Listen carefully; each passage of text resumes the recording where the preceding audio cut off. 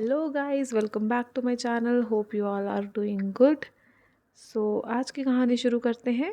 आज की कहानी शुरू करने से पहले अगर आपने मेरे चैनल को सब्सक्राइब नहीं किया तो प्लीज़ मेरे चैनल को सब्सक्राइब कर लीजिए। आज की कहानी है जेसिका लाल मर्डर केस। जेसिका लाल मर्डर केस इंडिया का बहुत ही हाई प्रोफाइल और बहुत ही चर्चित केस है। इस केस के तार बहुत बड़े बड़े लोगों के साथ जुड़े हुए थे। पूर्व राष्ट्रपति के रिश्तेदार से लेकर एक सांसद, एक बड़े क्रिकेटर के पिता, कई बड़े बिजनेसमैन और बहुत सारी नामचीन हस्तियां इस केस के साथ जुड़ी हुई थी। चलिए कहानी शुरू करते हैं। जेसिका लाल मर्डर केस क्या था, जेसिका की हत्या क्यों हुई, किसने की, घटना साल 1999 के अप्रैल महीने की है। साउथ दिल्ली के मेहरौली में कुतुब क्लोनाड हवेली के अंदर एक टर्मिट कोर्ट नामक एक रेस्टोरेंट हुआ करता था। ये रेस्टोरेंट दिल्ली की रिच लेडी बीना रमानी का था। वैसे तो बीना रमानी इंडियन थी, पर उसने एक कैनेडियन बिजनेसमैन जॉर्ज मिलहॉट से शादी की हुई थी। इसी वजह से उसके पास कैनेडियन सिटीजनशिप भी थी। पर तब ये दोनों हस्बैंड वाइफ इंडिया में ही रह रहे थे, दिल्ली में रह रहे थे और ये रेस्टोरेंट चला रहे थे। ये रेस्टोरेंट अपनी हाई प्रोफाइल और महंगी पार्टीज़ के लिए जाना जाता था। इस रेस्टोरेंट में जो पार्टीज़ होती थी वहाँ सिर्फ अमीर और हाई प्रोफाइल लोगों को ही एंट्री मिलती थी। वैसे ही हमेशा की तरह 19 और 30 अप्रैल की दरमियानी रात को वहाँ पर एक बिग पार्टी ऑर्गेनाइज करने का फ़ैसला लिया गया। ये पार्टी बीना रमानी के पति जॉर्ज के लिए थी। ये एक फेयरवेल पार्टी थी क्योंकि जॉर्ज इंडिया छोड़ के कनाडा जा रहे थे। ये फेयरवेल पार्टी एक बड़े रेस्टोरेंट के मालिक की थी, तो इस पार्टी को बेहद ख़ास बनाने का फ़ैसला किया गया। इस पार्टी में आम बारटेंडर्स की जगह महंगी और खूबसूरत मॉडल्स को बारटेंडर रखने का फ़ैसला हुआ, क्योंकि वो इस पार्टी को बहुत ख़ास बनाना चाहते थे, डिफरेंट करना चाहते थे। तो नॉर्मल बारटेंडर्स की जगह उन्होंने खूबसूरत महंगी मॉडल्स को बारटेंडर बनाने का सोचा। बीना और जॉर्ज की एक बेटी भी थी जिसका नाम था मालिनी रमानी। मालिनी रमानी उन दिनों मॉडलिंग में अपना करियर बनाने की ट्राई कर रही थी। वो भी एक मॉडल बनना चाह रही थी, साथ ही साथ वो एक फ़ैशन डिज़ाइनर भी थी। तो इसी चलते उसकी बहुत सारी मॉडल्स के साथ पहचान थी, जान पहचान थी। जब मॉडल्स को बारटेंडर रखने का फ़ैसला हुआ तो मालिनी ने अपनी जान पहचान का इस्तेमाल करते हुए अपनी मॉडल फ्रेंड्स को ये ऑफ़र दिया और बदले में उनको एक मोटी रकम भी ऑफ़र की। जो मॉडल्स तय हुई थी उनमें से एक मॉडल का नाम था जेसिका लाल। जेसिका लाल का जन्म 5 जनवरी 1965 को हुआ। अपनी पढ़ाई ख़त्म करने के बाद जेसिका ने मॉडलिंग में अपना करियर स्टार्ट किया। भला कि खूबसूरत, बेहद खूबसूरत जेसिका का करियर इतना सक्सेसफुल तो नहीं था, पर फिर भी एज मॉडल उनका काम ठीक ठाक चल रहा था। वो बहुत खूबसूरत थी। जब मालिनी जेसिका को बारटेंडिंग का ऑफ़र करती है तो जेसिका हाँ कर देती है। प्लान के अनुसार पार्टी वाली रात 29 अप्रैल 1999 को जेसिका पार्टी में पहुंचती है। पार्टी में बेहद नामी चिनामी हस्तियां, बड़े बड़े बिजनेसमैन, पॉलिटिशियंस शामिल थे। खाने पीने के अलावा लोग पार्टी में अल्कोहल भी कंज्यूम कर रहे थे, ड्रिंक्स भी ले रहे थे। तय समय के अनुसार पार्टी 11 बजे ख़त्म हो जानी थी, पर पार्टी देर रात तक चलती रहती है। पार्टी के दौरान रात 12:30 बजे 4 लड़के पार्टी में पहुंचते हैं। उनमें से एक सिद्धार्थ वशिष्ठ उर्फ मन्नू शर्मा, विकास यादव, अमरदीप गिल और आलोक खन्ना, ये चारों रात 12:30 बजे पार्टी में पहुंचते हैं। मनु शर्मा हरियाणा के बड़े नेता विनोद शर्मा का बेटा था। विनोद शर्मा एक बहुत बड़े पॉलिटिशियन थे। उसके बाद विकास यादव यूपी के बाहुबली नेता डीपी यादव का बेटा था। उसके अलावा अमरदीप गिल और आलोक खन्ना कोका कोला कंपनी में बड़े अधिकारी थे। ये चारों मिलके दिल्ली की डिफेंस कॉलोनी में पार्टी कर रहे थे। तभी मनु शर्मा को याद आता है कि हर थर्सडे टर्मिनेट कोर्ट में एक बहुत ही बड़ी आलीशान पार्टी ऑर्गेनाइज की जाती है, जहाँ की दिल्ली के बड़े बड़े अमीर लोग शामिल होते हैं। बस फिर क्या था, मनु शर्मा अपनी गाड़ी निकालता है और अपने दोस्तों के साथ पार्टी में पहुंचता है। काफ़ी टाइम डांस करने के बाद, कुछ खाने पीने के बाद वो अल्कोहल काउंटर पे जाते हैं, ड्रिंक्स के काउंटर पे जाते हैं। वहाँ खड़ी जेसिका लाल से वो शराब मांगते हैं। जेसिका लाल बोलती है कि अल्कोहल फिनिश हो गई है, शराब ख़त्म हो गई है। जेसिका की ये बात सुनकर कि शराब ख़त्म हो चुकी है, मनु शर्मा अपनी जेब से 1000 रुपये निकाल कर जेसिका को ऑफ़र करता है, जिस पर जेसिका फिर से डिनाई करती है कि शराब ख़त्म हो चुकी है। मनु शर्मा इसे अपनी बेइज्जती समझता है और वो उसी टाइम अपनी जेब से पिस्टल निकाल कर हवा में 2 फायर कर देता है और फिर जेसिका से दोबारा शराब मांगता है। जेसिका दोबारा डिनाई करती है कि सर, शराब ख़त्म हो चुकी है। उसके मुंह से ये बात सुनकर मनु शर्मा सीधा जेसिका पर गोली चला देता है। गोली सीधा जाकर जेसिका के सिर पर लगती है। जेसिका की उसी टाइम मौत हो जाती है और वो ज़मीन पर गिर जाती है। इस समय तक पार्टी में हर कोई नशे में मदहोश था, किसी का ध्यान जेसिका की तरफ नहीं गया। अचानक से बीना रुमानी की नज़र जेसिका पर पड़ती है और वो देखती है कि कुछ लड़के पिस्टल के साथ खड़े हुए हैं। तभी वो भागती हुई आती है और पूछती है मनु शर्मा से कि who are you and what are you doing here with the pistol. और इतने में ही मनु उसके जवाब में कहता है कि गोली मैंने नहीं चलाई, और वो वहाँ से भाग जाता है। बीना रुमानी चिल्लाती है और पार्टी में कई लोग उसे पकड़ने की कोशिश करते हैं, गार्ड्स उसे पकड़ने की कोशिश करते हैं, पर तब तक वो वहाँ से निकलने में कामयाब हो जाता है। वो वहाँ से भाग जाता है अपने चारों दोस्तों के साथ। में जेसिका लाल को अपोलो हॉस्पिटल लेकर जाया जाता है, but the doctors declare her dead. Party से भागते हुए मनु शर्मा अपना पिस्टल किसी अनजान जगह पे मिट्टी के नीचे दबा देता है, वहीं वो उसको छुपाता है। उसके बाद वहाँ से भागते हुए वो अपने फ्रेंड के गाज़ियाबाद वाले बंगले में जाकर छुपते हैं। वो वहाँ पर जाकर विकास यादव जो था, उसके गाज़ियाबाद वाले बंगले में वो रात भर वहीं छुप जाते हैं, वहीं रुकते हैं। से वो अपने एक और दोस्त मनु झिंगल से कांटेक्ट करता है और उसे सब बताता है कि उसने पिस्टल कहाँ पर छुपाई थी, और उस पिस्टल को उसे वो नष्ट करने के लिए कह देता है। उसके बाद वो अपने तीनों दोस्तों के साथ अंडरग्राउंड हो जाता है।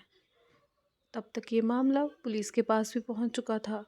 पुलिस अपनी इन्वेस्टिगेशन, छानबीन शुरू करती है।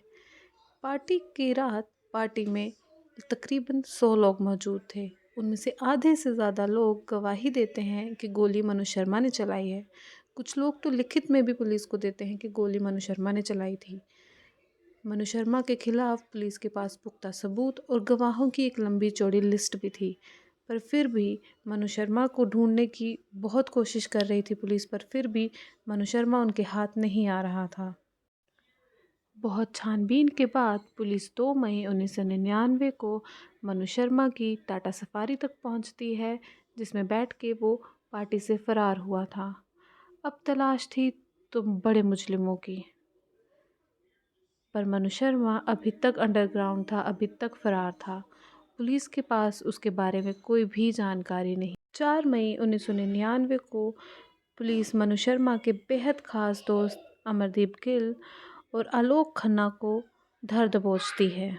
उससे पूछताछ करने के बाद पुलिस ताबड़तोड़ छापेमारी कर कर मनु शर्मा को पकड़ने की कोशिश करती है, मगर मनु शर्मा हाथ नहीं आता है, वो फरार ही रहता है। पर सिस्टम का बहुत दबाव पड़ने की वजह से मनु शर्मा चंडीगढ़ में 19 मई 1999 को सरेंडर करता है और मनु झिंगल को भी गिरफ्तार कर लिया जाता है, जिसने पिस्टल नष्ट किया था।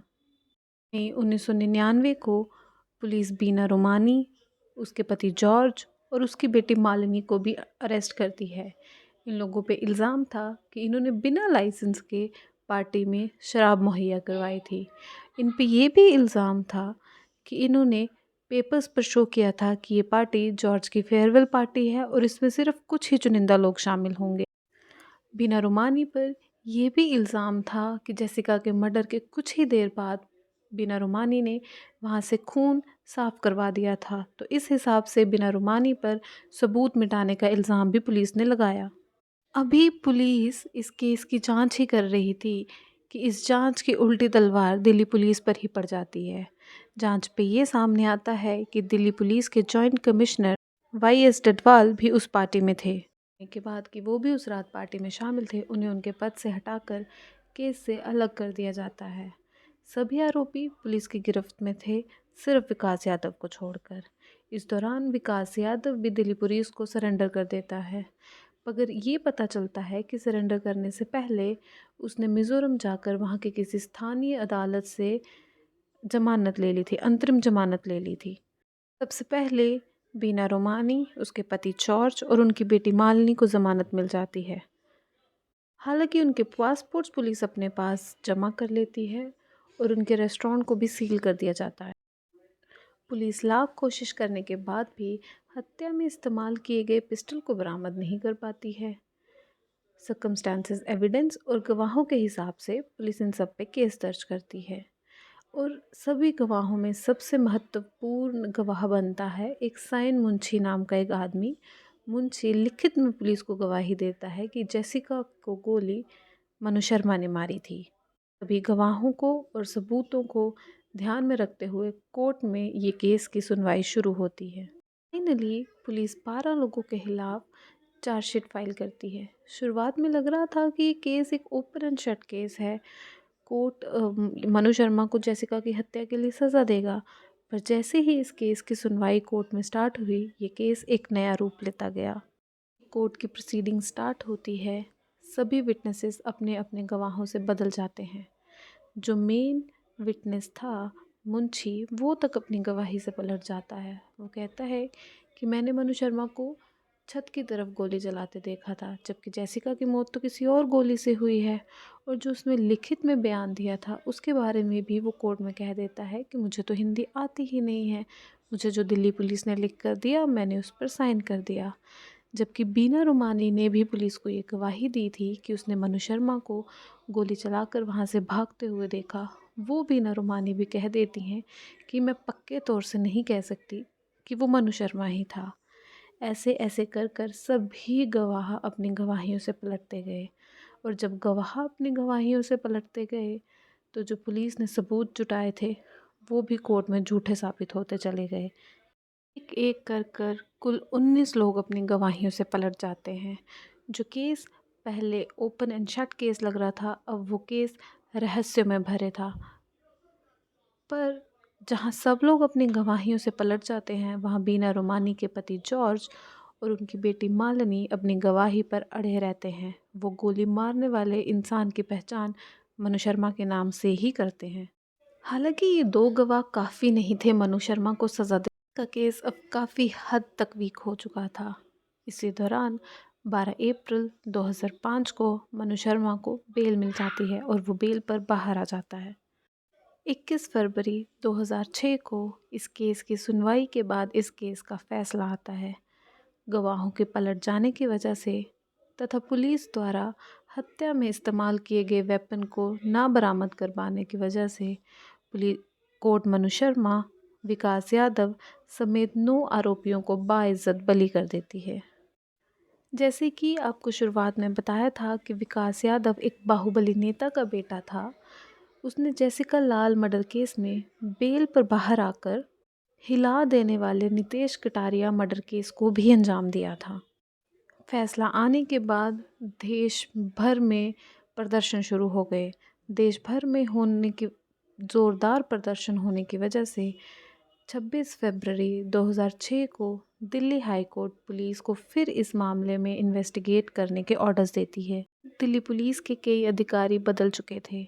जब नए अधिकारियों ने जांच करना शुरू की तो उन्होंने बताया कि पुराने अधिकारियों ने इन्वेस्टिगेट अच्छे तरीके से नहीं किया, उन्होंने बहुत सारे लूप होल्स भी छोड़े। जबकि कोर्ट ने भी ये टिप्पणी की थी कि शायद दिल्ली पुलिस ने अपना सारा जोर मुजरिमों को बचाने के लिए लगा दिया, ना कि पकड़ने के लिए।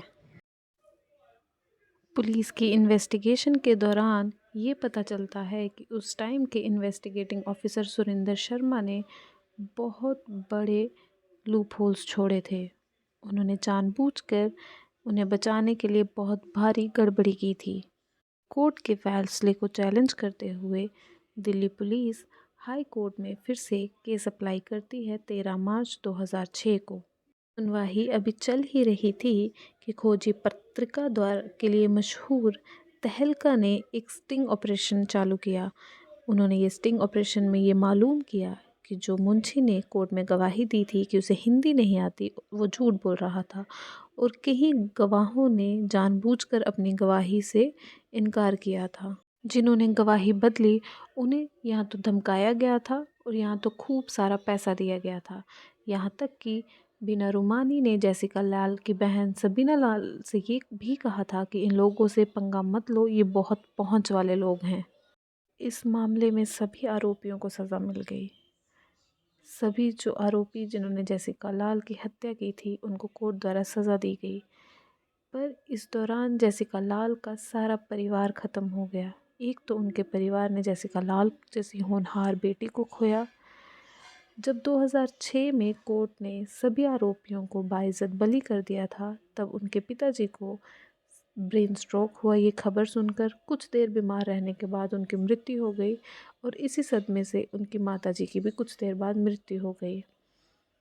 2020 में दिल्ली के उपराज्यपाल ने मनु शर्मा के अच्छे बिहेवियर के चलते उनकी सज़ा ख़त्म कर दी। उसने सिर्फ 17 साल ही जेल में काटे। शर्मा को मिली इस आज़ादी का विरोध जेसिका लाल की बहन सबरीना लाल ने भी नहीं किया, जबकि उन्होंने ये बयान दिया कि अगर मनु शर्मा हत्या के तुरंत बाद भी उनकी मां से अगर माफ़ी मांग लेता तो उनकी मां उसे माफ़ कर देती।